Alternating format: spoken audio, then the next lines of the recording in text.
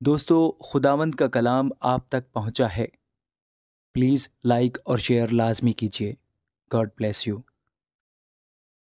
حزقیل 41واں باب۔ اور وہ مجھے ہیکل میں لایا اور ستونوں کو ناپا، 6 ہاتھ کی چوڑائی ایک طرف اور 6 ہاتھ کی دوسری طرف، یہی خیمہ کی چوڑائی تھی۔ اور دروازہ کی چوڑائی 10 ہاتھ اور اس کا ایک پہلو 5 ہاتھ کا اور دوسرا بھی 5 ہاتھ کا تھا۔ اور اس نے اس کی لمبائی 40 ہاتھ اور چوڑائی 20 ہاتھ ناپی۔ تب وہ اندر گیا اور دروازہ کے ہر ستون کو 2 ہاتھ ناپا، اور دروازہ کو 6 ہاتھ اور دروازہ کی چوڑائی 7 ہاتھ تھی۔ اور اس نے ہیکل کے سامنے کی لمبائی کو 20 ہاتھ اور چوڑائی کو 20 ہاتھ ناپا، اور مجھ سے کہا کہ یہی پاک ترین مقام ہے۔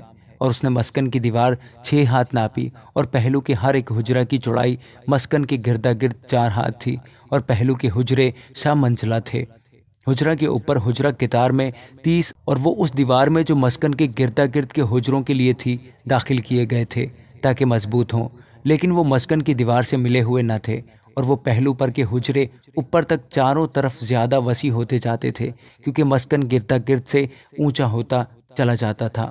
مسکن کی چوڑائی اوپر تک برابر تھی، اور اوپر کے حجروں کا راستہ درمیانی حجروں کے بیچ سے تھا۔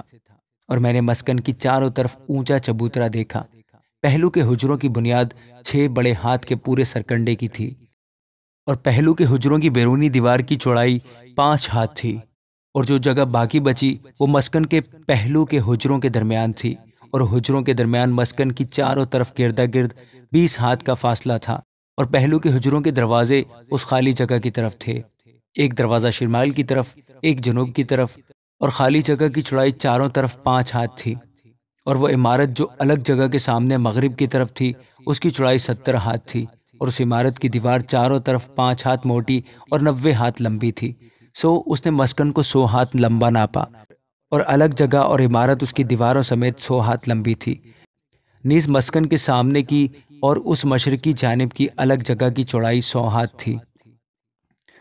اور الگ جگہ کے سامنے کی عمارت کی لمبائی کو جو اس کے پیچھے تھی، اور اس کی جانب کے برآمدے اس طرف سے اور اس طرف سے، اور اندر کی طرف ہیکل کو اور صحن کی ڈیوڑی کو اس نے 100 ہاتھ ناپا۔